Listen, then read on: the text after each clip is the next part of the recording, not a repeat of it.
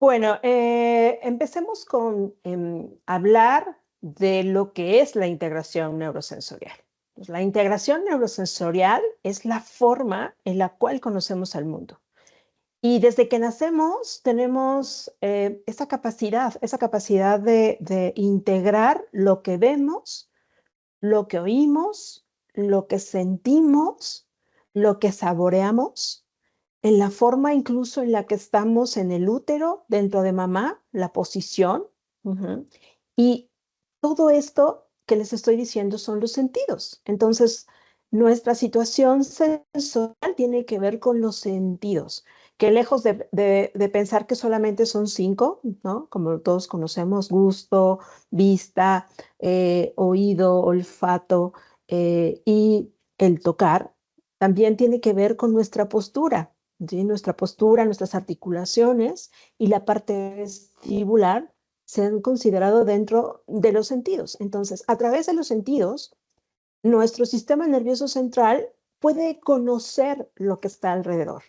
Entonces, cuando nosotros tenemos una desorganización de esta información que llega del exterior, entonces lo vamos a traducir como situaciones que pueden causar huida, que pueden causar miedo o que no pueden causarnos nada. Entonces, cualquiera de estas tres situaciones que pueden suceder, se les puede llamar trastornos. Es decir, nosotros recibimos la información del exterior como debe de ser. Nuestro sistema nervioso no lo traduce, pero lo traduce de manera distinta, diferente o desorganizada. De tal manera que la respuesta que existe a través de esa información, a través de los sentidos, también es distinta, diferente o distorsionada. Entonces, este trastorno de la integración neurosensorial hace que el desarrollo de nuestros niños no sea el adecuado o el esperado, debido a que si alguien percibe al mundo de manera agresiva, es decir, si lo que veo es demasiado para mi integración cerebral, o lo que escucho, o lo que como, o la manera en la que estoy parado, sentado, ¿no? O lo que siento, evidentemente este sistema nervioso central va a tener respuestas anormales, que puede ser desde el llanto incoercible, o sea, son niños que lloran mucho, hasta niños que no se pueden alimentar, que no pueden estar acostados o sentados o parados, que están incómodos todo el tiempo, no les gustan los zapatos, los calcetines, y evidentemente todo eso va a afectar el desarrollo neurológico de un niño en cualquier etapa de su vida. Y más importantemente, cuando está conociendo el mundo, es decir, de los 0 a los 8 o 10 años. Sin embargo, también se ha visto que adultos o jóvenes que tienen este problema tienen dificultades para el aprendizaje, ¿sí? Para las relaciones sociales. Que imagínense una persona que tiene una hipersensibilidad auditiva y que no puede ir a una fiesta, por ejemplo, ¿no? O alguna persona que no puede comer ciertas texturas y no puede ir a comer a una comida de trabajo, o que le cuesta mucho trabajo porque no puede comer otros alimentos más los que específicamente él tiene sensados como adecuados. Entonces, este trastorno es algo que falta transmitir para que se conozca, se piense en ello y se dé tratamiento, porque puede afectar de manera muy importante el desarrollo motor, cognitivo, social y, y de integración de un niño en una etapa de crecimiento o de desarrollo neurológico. Ok, aquí hay que considerar que este trastorno de integración neurosensorial o los trastornos de procesamiento sensorial tienen tres características muy importantes en cuanto a los síntomas que pueden presentar. Uno, uno puede estar relacionado con la modulación sensorial, otro puede estar em, relacionado con un trastorno motor que tiene una base sensorial y otro que tiene que ver con un trastorno de discriminación sensorial. De acuerdo a estas tres fases o estas tres situaciones que pueden encontrarse en el trastorno de procesamiento sensorial, que cabe destacar que puede haber los tres en una persona, pero alguno puede predominar. Y cuando hablamos de modulación sensorial es cuando el cerebro recibe la información y no puede modularlo de manera adecuada. Y hablamos que puede haber hiperrespuesta sensorial, hiporrespuesta sensorial o algo que se llama búsqueda sensorial.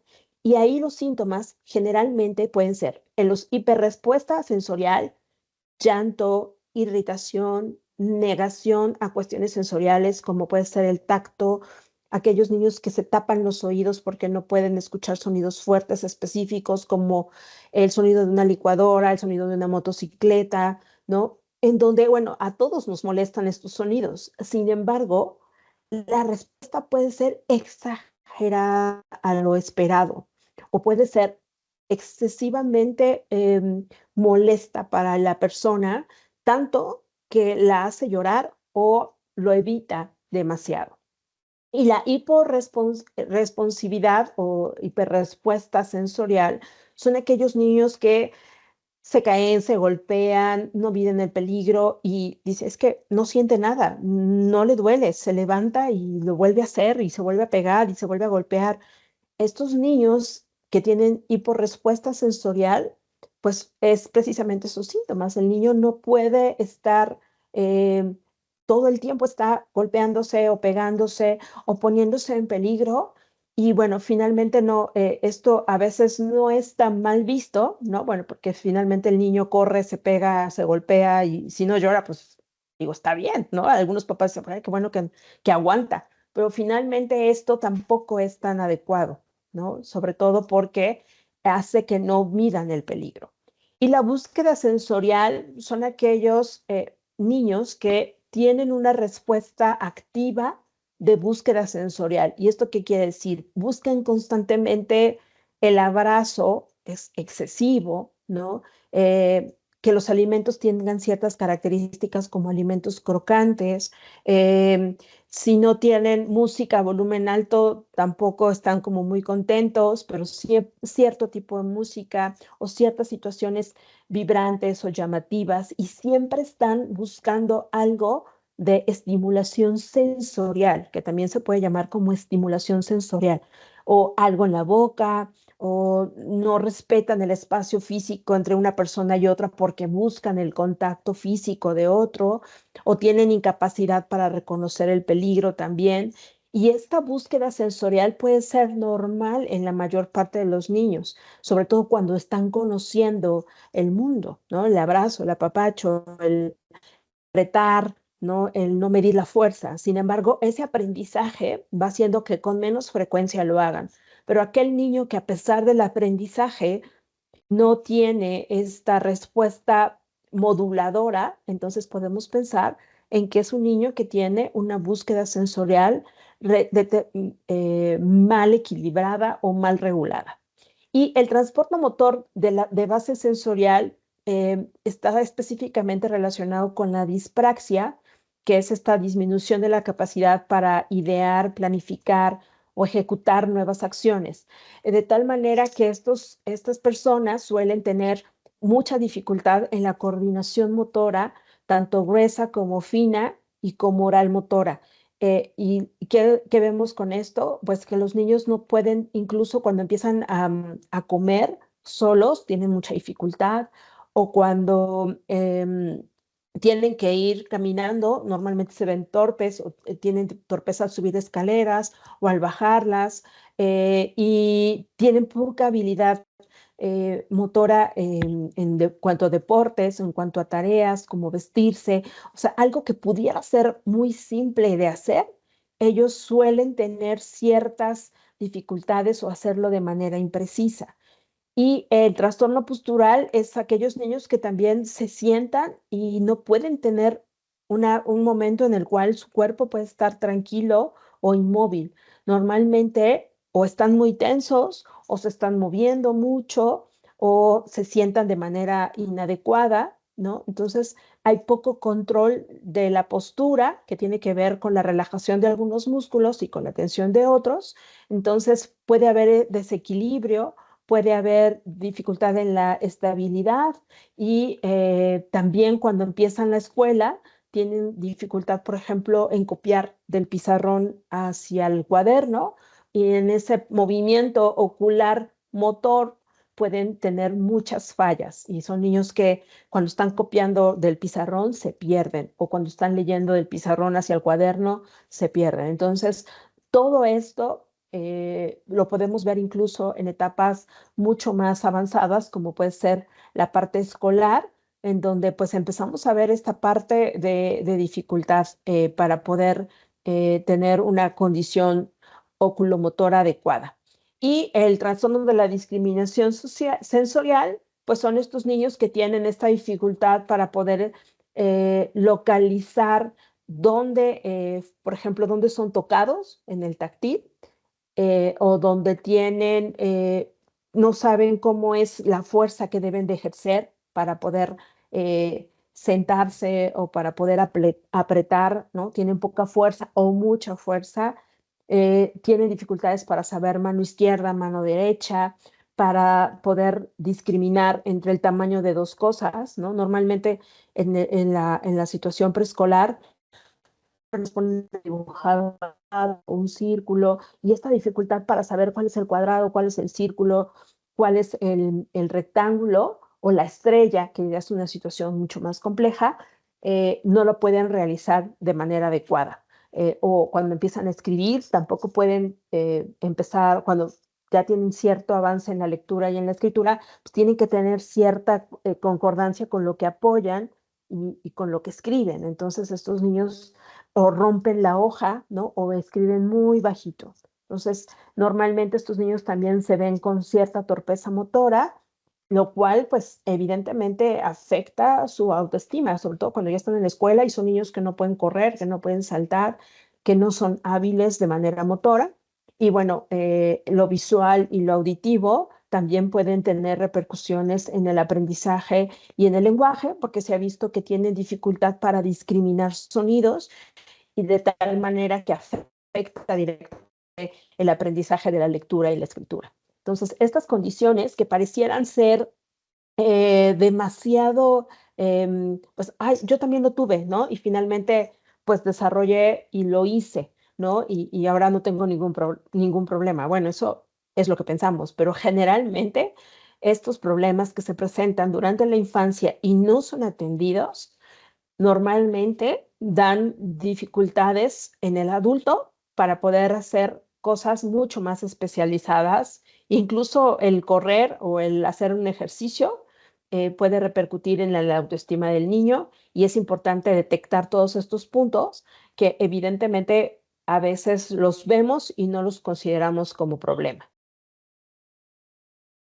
Pues mira, lo que se ha visto ahorita, actualmente, cuando ya se intenta, incluso en Canadá es donde se han hecho más estudios acerca de estos procesos de integración, tanto neurosensorial como motora, es que desde el principio, o sea, desde que el niño nace y se pone en contacto, en cuestión sensorial, desde que se pone en contacto con el nacimiento, que es eh, un cambio, ¿no? De estar calientitos, cómodos dentro de mamá, a salir al mundo, tener que respirar el frío, ¿no? Se ha notado que algunos niños, cuando se hacen historiales posteriores, pues estos niños tuvieron dificultad en regular la temperatura o en succionar, ¿no? O eran sumamente irritables o tuvieron reflujo, ¿no? O se descalificó como reflujo o como alergia a la proteína de la leche porque tenían problemas gastrointestinales y más adelante ciertas dificultades en sostener la cabeza, o sea, retrasos en el desarrollo sin ningún otro factor de importancia. Y más adelante, cuando se empiezan a ver problemas de discriminación visoespacial, en el lenguaje, en la comida, entonces puede ser detectado si se piensa en ello desde el nacimiento, pero las etapas más importantes para determinar este tipo de cosas generalmente son a partir de la edad preescolar, entre los 3 y los 6 años, cuando empieza el proceso de lectura y escritura, es cuando más hay se puede hacer este diagnóstico, pero generalmente se puede detectar desde el año, cuando ya hay cosas que han pasado y que se han ido descartando otras patologías. Y bueno, lo único que nos queda a lo mejor es un niño irritable, que no tolera texturas, que no tolera la ropa, que no se le pueden poner los zapatos y por eso no quiere caminar, o que se le pone en el pasto. Y generalmente estas texturas que son un poquito más agresivas, por así decirlo, en la mayor parte de los niños, suelen después mejorarlo, pero hay niños que pues no pueden pisar el piso con zapatos, ¿no? Entonces es un niño que no quiere ponerse los zapatos o no quiere ponerse el pantalón porque le lastiman las etiquetas o las costuras, ¿no? Entonces es muy importante que sí o sí, si hay alguna dificultad desde el nacimiento que pueda estar relacionado con los sentidos, se puede hacer el diagnóstico. Ok, normalmente cuando el niño está conociendo el mundo y él lo hace, como ya lo habíamos comentado, a través de los sentidos o de la situación sensorial, normalmente hay un periodo de adaptación. O sea, normalmente el niño siente la arena y no es muy agradable, ¿no? Entonces, hemos visto videos de estos, de los bebés que les ponen ciertas texturas y hacen caritas en donde es evidente que no es agradable, pero se lo ponen una segunda vez y el niño suele tener esta facilidad para acercarse a eso que al principio no era tan agradable. Y entonces, conforme va pasando el tiempo, el niño permite ese acercamiento, hace todo lo posible por tolerar esta parte sensorial. ¿Cuándo se puede diferenciar de algo que no es normal? Cuando le causa un estrés importante al niño. Llora en exceso. Es muy, cada vez que se acerca al estímulo sensorial, llámese comida, ropa, que le toquen la cabeza, ¿no? Por ejemplo, los niños que van a la peluquería o las niñas que las peinan y lloran de manera excesiva. O sea, cada vez que se les acerca a este estímulo desagradable, el niño no lo tolera, o sea, muestra una huida a ese estímulo y cada vez que se le presenta es mucho más difícil que él se pueda acercar. O sea, ya lo ve como algo que lo está, eh, entre comillas, lastimando, lo ve agresivo, no se puede adaptar a ese estímulo. Y entonces ahí podemos pensar que esto ya no es normal. O cuando todos los niños en alguna etapa tienen situaciones sensitivas, por ejemplo, orales o de tacto, pero el niño, si no tiene un acercamiento de estímulo sensorial, no funciona o no puede estar, ¿no? Entonces, eso también es importante evaluarlo, porque quizá pueda confundirse con alguna otra situación, pero normalmente la sobrecarga de situaciones sensoriales no disminuye, sino que al contrario, aumenta. Cuando estamos ante eso, tenemos que pensar que esto no es normal, que ya está saliendo de lo esperado y hay que evaluar al paciente para saber qué es lo que está pasando.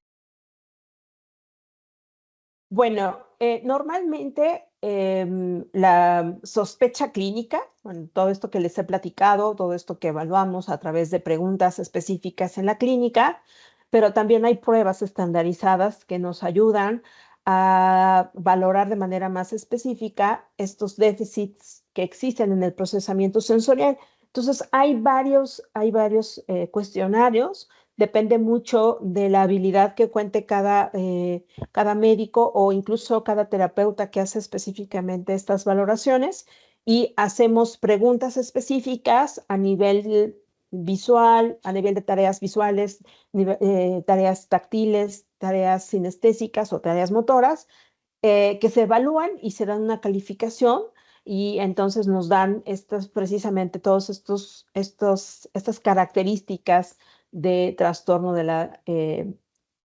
la integración neurosensorial. Pues mira, esto es algo que tiene poco tiempo de estarse trabajando. Necesitamos mucho más estudios que tengan validez para poder decir esto es lo que funciona exactamente para este niño o para este niño. Sin embargo, en la neurología pediátrica, una dificultad muy importante es que cada niño es un caso nuevo. O sea, hay situaciones súper particulares en cada niño y entonces decir que una sola terapia va a ayudar a todos los niños es imposible. Sin embargo, la terapia ocupacional enfocada a estos trastornos sensoriales han tenido una respuesta y muy importante en estos trastornos de integración neurosensorial, incluso en niños más grandes, en adolescentes o en adultos jóvenes que por alguna razón son evaluados y se detecta que tienen este problema. La terapia ocupacional específica en cuestiones de situación sensorial ha dado muy buenos resultados. Entonces, normalmente, cuando hay una situación o se hace el diagnóstico de este trastorno, lo que se hace es pedir una evaluación de una terapeuta ocupacional especialista o un terapeuta ocupacional especialista en trastornos de la integración neurosensorial para que haga una evaluación y dependiendo de lo que se encuentre, se trabaje en esa área sensorial específica. Entonces, la respuesta es que los trastornos de la integración neurosensorial, en este momento su manejo es terapéutico. ¿Cuál terapia? Terapia ocupacional específica en el área sensorial. No existen hasta el momento ningún tratamiento farmacológico que haga la diferencia. Hay veces que tenemos que apoyarnos de algunos tratamientos farmacológicos porque el niño es excesivamente irritable y bueno, pues entonces hay que hacer algunas otras modificaciones para que pueda ayudar un poco en la terapia sensorial, pero no es el tratamiento, sino más bien es la ayuda o las comorbilidades que pueden estar asociadas a este trastorno, porque eso es muy importante decirles que este trastorno puede estar asociado a otras patologías neurológicas, como cuáles, algo muy importante es el autismo, el trastorno del espectro autista tiene estos problemas de integración neurosensorial, eh, algunos problemas de aprendizaje específicos y el trastorno por déficit de atención e hiperactividad tiene un porcentaje muy alto de tener trastornos de integración neurosensorial.